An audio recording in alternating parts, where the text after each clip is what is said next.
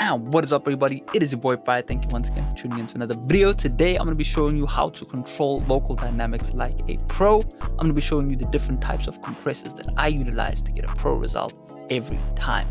So definitely stick around. If your vocals are jumping all over the place and just not sounding consistent, this video is for you. So let's hop straight into it. Alright, so first thing we'll do is we'll play the track real quick, and then I just want you to pay attention to a few things. I'm going to pull up all of the compressors that we're going to use. And then I want you to pay attention to the amount of gain reduction that we are doing, right? So pay attention to all of these meters and then this compressor, and then pay attention to the overall level of the vocal and see if you can find consistency in that. Let's go. Girl, keep it 100, I'm from all different world. Yeah, pull up on my red bone. If it ain't about the end, then leave me alone. Rockstar, still rock V-Long. Came up out the gutter, but you know that these came mean, I was still. Right, so there you go, right? The vocal is consistent in level. I'm gonna show you how to break it down. So let's go.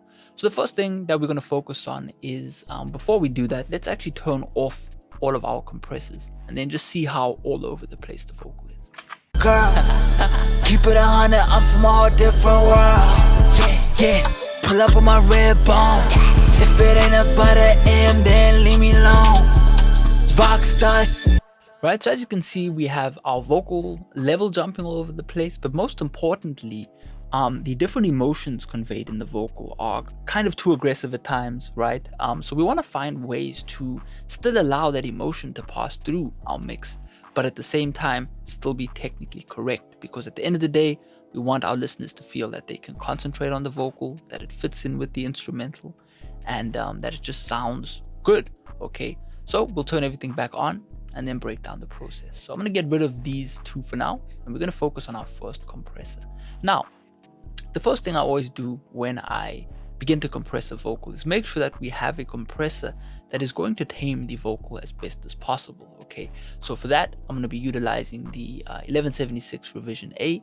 And the reason I went with this model in particular is because I achieved two things. A, I achieved the gain reduction that I want, but B, I'm also getting a certain sound out of the vocal. The 1176 is known for that snappiness, that kind of high-end distortion that it introduces on any signal that passes through it.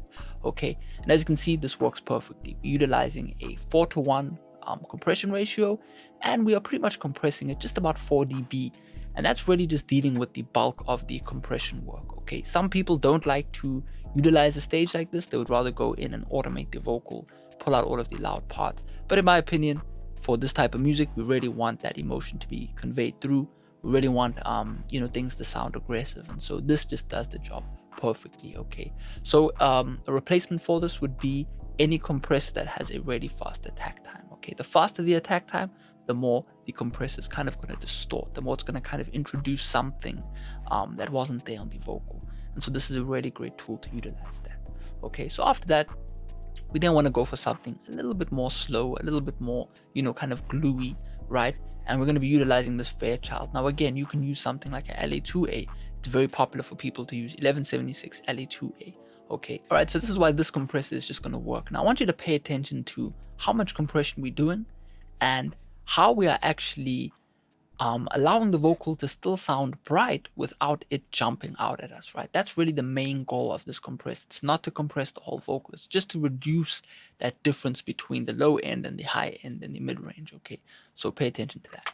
Girl, keep it 100, I'm from all different world. Yeah, pull up on my red bone. If it ain't about the end, then leave me alone. Rockstar, still rock V-Long. Right, and as you can see right there, it's just doing about 1 dB of compression. But if you really pay attention, you'll see that it only compresses on the loudest parts of our vocal. Okay, so that's pretty much mission accomplished in my opinion. Okay, you want a nice warm sounding compressor, preferably something analog modeled. Okay, that is just gonna really help to kind of, smooth that vocal in and hone it in. Okay, but it wouldn't be a complex mix unless we're adding some sort of complex compressor to it. Okay, now again, this is all job dependent, but in this instance, I'm going to be using a C4 multiband compressor.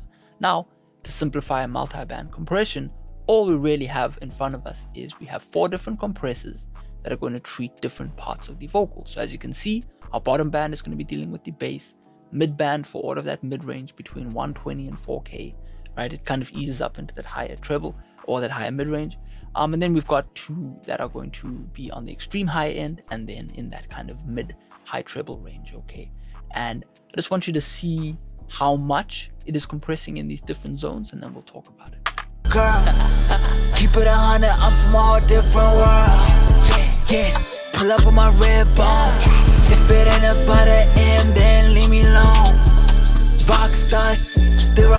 Right, so if you already kind of listen to each part of the vocal, different phrases and things like that, you'll hear that when things get a bit bassy, we just have that low end come in and just kind of make sure that it is not, that our vocal is not clashing with the drums, okay? At the end of the day, we still want that separation, but we want things to sound natural. And as you can see, we're doing a little bit of smoothing on that mid-range.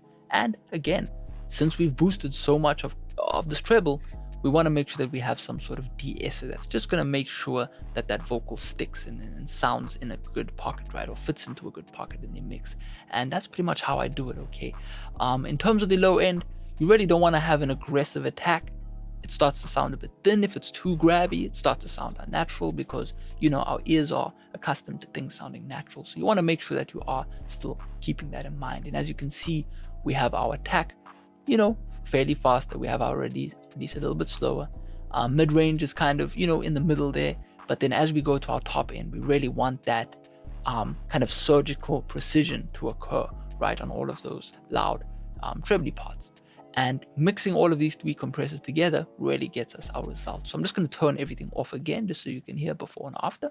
Girl, keep it 100, I'm from all different world. Right there we have kind of a nice vocal. The emotions are passed through, but it's just a bit too aggressive, right? Once we turn everything back on.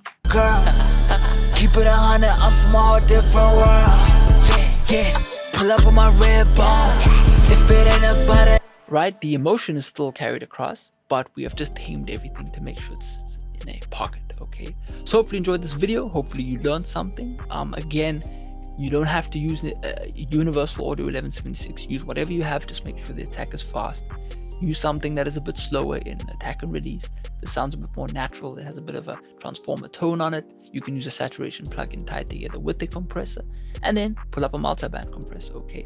A lot of stock plugins are going to work great. I just like the C4 because it's visually appealing, you know what I mean? I can quickly dial things in, and I've been using it for years. So use whatever you have, utilize this technique of stacking compression, and I swear to you, you're going to be controlling dynamics like a pro very soon.